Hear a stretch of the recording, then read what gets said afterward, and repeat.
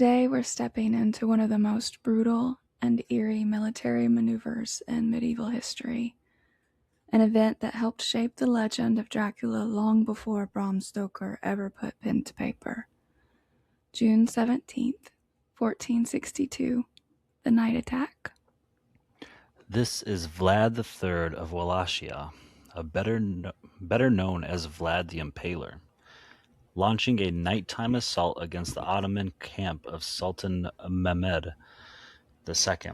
Everything we are talking about tonight is historical, documented, eyewitnessed, no supernatural embellishments needed. Just the facts, but the facts are already dark enough. So let's set the scene. It's mid-June 1462. Wallachia is caught between two massive forces, the Ottoman Empire pushing north, and the smaller, fiercely independent Wallachian state trying to hold its ground. Vlad III had been resisting Ottoman influence for years. He'd stopped paying tribute. He'd executed Ottoman envoys. He'd raided Ottoman territory. And Mehmed II, the same sultan who conquered Constantinople, finally decided he'd had enough. Mehmed marched into Wallachia with an army estimated between 60,000 and 90,000 soldiers, one of the largest forces Europe had seen in that century. Vlad had maybe 20,000 to 30,000, and that's being generous. So he couldn't win a traditional battle. He needed something else, something psychological, something terrifying. Before the night attack, Vlad used scorched earth tactics. He burned crops, poisoned wells, evacuated villages, anything to starve or slow the Ottoman army. He also used guerrilla warfare, small ambushes, hit-and-run attacks, constant harassment. He wanted the Ottomans exhausted, hungry, and on edge. And it worked. Ottoman sources describe the march through Wallachia as miserable. Disease, heat, hunger, and the constant fear of being attacked from the shadows. But the psychological breaking point came when Mehmed's army approached Tagavishta, That's a tough one. the Wallachian capital. This is one of the most infamous moments in medieval history. As the Ottomans neared the city, they found a field. Some sources say a forest, filled with thousands of impaled corpses. Ottoman chroniclers estimated 20,000 bodies. Whether that number is exact or exaggerated, the impact was real. Soldiers were horrified. Even Mehmed reportedly paused at the sight. This wasn't random brutality. It was psychological warfare. Vlad wanted the Ottomans to feel like they were marching into a nightmare. And that brings us to June 17th. The night Vlad decided to strike directly at the heart of the Ottoman camp. The Ottoman army was camped near the Argus River, tens of thousands of tents, fires burning, guards posted. But it was still a massive, sprawling camp, hard to control, especially at night. Vlad knew the layout. He had spies. He had defectors. He had people who'd been inside the Ottoman ranks. And he planned the attack down to the smallest detail. His goal wasn't to destroy the entire army. That was impossible. His goal was to kill Mehmed II, the Sultan himself.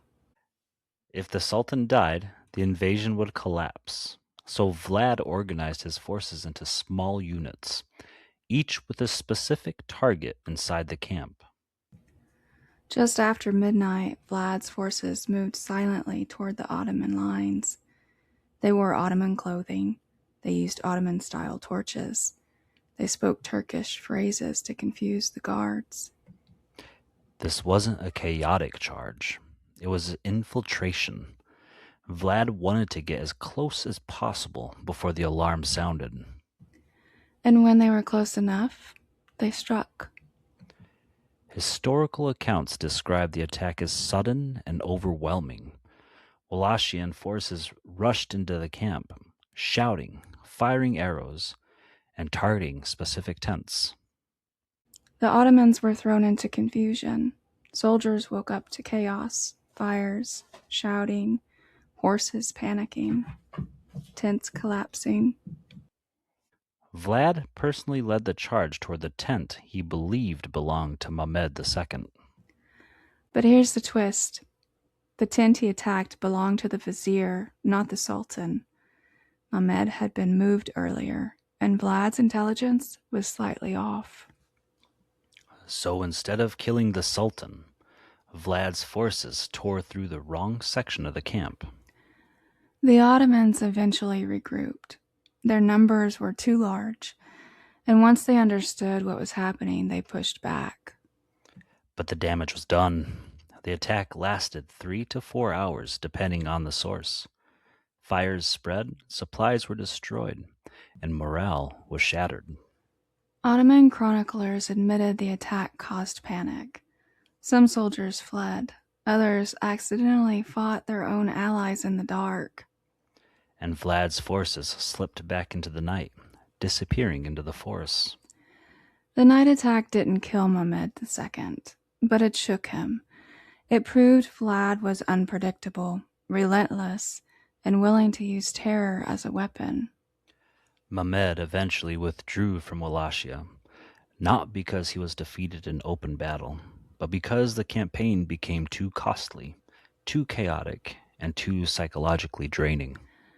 Vlad didn't win the war in the long run. He was eventually captured by Hungarian forces later that year, but the night attack became one of the defining moments of his legacy. And centuries later, when Bram Stoker needed inspiration for a fictional vampire lord, he found it in Vlad's reputation for fear, darkness, and psychological domination. June 17th, 1462 isn't just a date in military history. It's a moment where strategy, brutality, and legend collided. And it shows how fear can be a weapon, how darkness can be used as a battlefield, and how a single night can echo for centuries. Long before he became a monster in our stories, Vlad III was simply a man, a prince born into a world where borders bled and empires devoured the weak. But history has a way of choosing its own immortals. The forest he filled with the dead became the roots of a darker legend, and the night he turned into a weapon became the night we still whisper about. Over centuries, the truth of him dissolved into something older than fact, a shape that stalks the edges of our imagination. We made him eternal because we feared what he represented, a ruler who understood that terror can outlive any kingdom. And so Vlad the Impaler died once on a winter battlefield.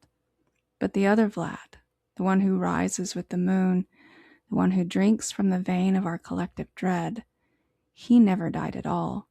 He is the shadow we keep resurrecting, the story we refuse to let rest. In the end, the vampire was not born from his body, but from us, from the part of humanity that knows some figures are too dark, too sharp, too unforgettable to remain in the ground. Some names become myths because the world insists on giving them new life. If you want us to cover more historical events tied to vampire lore, medieval warfare, or eerie history, just say the word.